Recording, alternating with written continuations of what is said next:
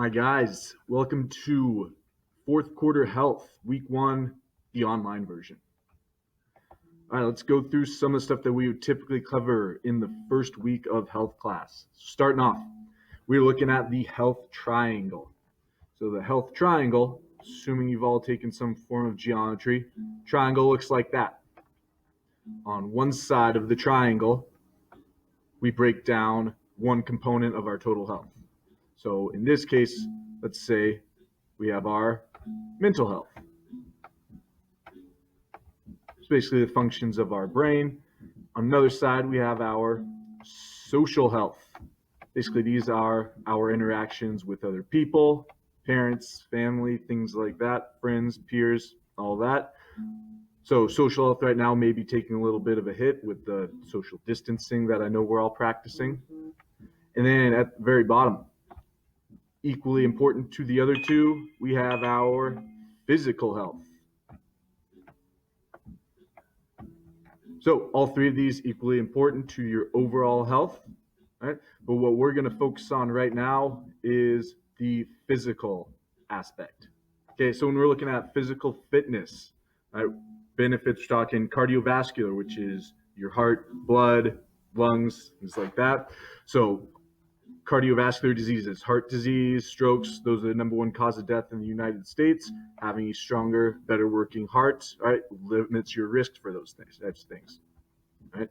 Next up, you have stronger bones, stronger muscles. Who doesn't want that? And one category that a lot of people don't consider when talking about physical health is how it affects your mental health.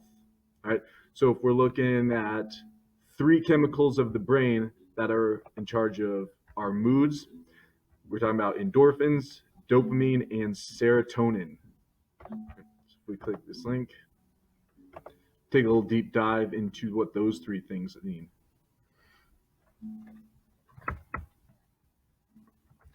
So we're looking at endorphins. So each of these things, when you exercise, they are neurotransmitters or chemicals that your brain releases.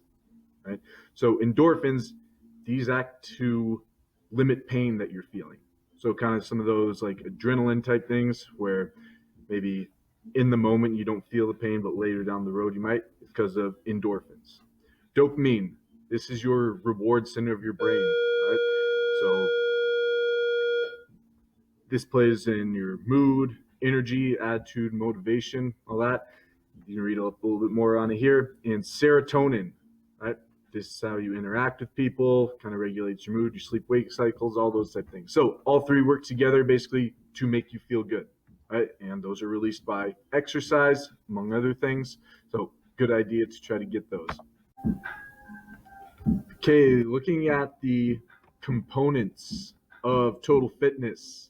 So these are the 10 kind of categories that we break fitness down into.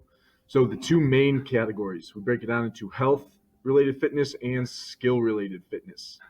Right? So health-related fitness, that is going to be the things that you use every day.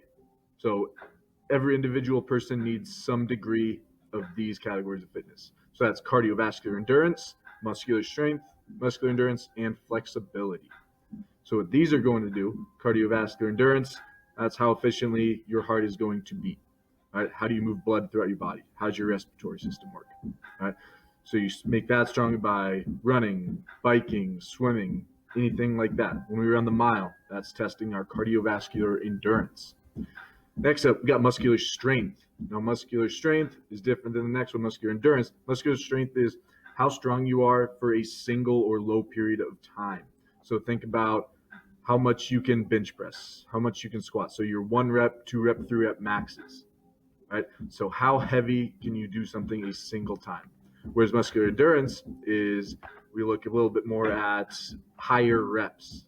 So muscular endurance is how many times can you move something for a total of 10 reps, right? So think of any of your high rep exercises. When we do our sit-up test, when we do our push-up test, those are all testing muscular endurance because it's moving weight over an extended period of time. And lastly, flexibility. All right, everyone needs some degree of flexibility. just so we can bend down, pick things up without throwing out our backs. A lot of times you have a high level of flexibility when you're younger. Then as you're older, you stop kind of focusing on it, stop using it as much. And that's where we see a lot of back stiffen up, people with tight hips, tight hamstrings. Okay, you lose your flexibility pretty quickly compared to the rest. Next up, you have your skill-related fitness. So skill-related fitness, that's going to be more of your kind of sport-specific type things. It's things that make you move more efficiently. Not something that you necessarily need on an everyday basis, but it's going to make you more of an effective mover and something that you use more in sport-related activities. So we got speed, how fast you can go point A to point B. Agility, how quickly you can change direction, start, stop, accelerate, decelerate. Right? Power, which is basically a combination of speed and your muscular strength.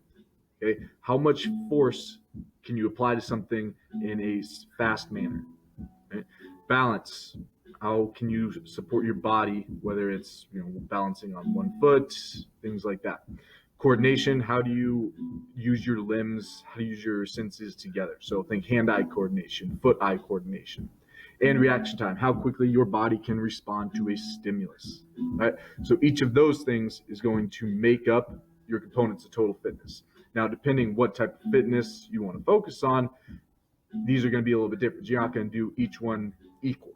All right, and we'll touch on that a little bit in the next segment. All right, and lastly, to wrap things up, let's check out some exercise prescription. Okay, so basically what that means is how do we install and initiate exercise and how do we maintain it over a period of time? All right.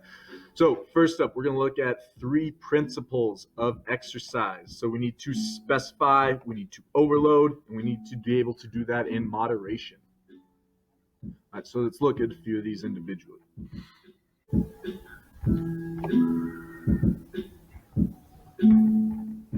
Over here. Okay, so specificity, meaning training must be matched to the needs of the sport or activity that is required. All right. So for example, say your goal is that you want to get better at running the mile. All right? You want to improve on your long distance running. So if we go back and we look at all of our components of fitness, we're probably not going to focus on things so much as balance, power, coordination, or muscular strength. We want most of our focus to be on cardiovascular and muscular endurance. Okay, so we want to be able to train specifically for what our goals are. Okay, and your goals might just be just to get some exercise and just to kind of improve on everything generally. That's fine. There's a lot of workouts that focus on a little bit on each of these things.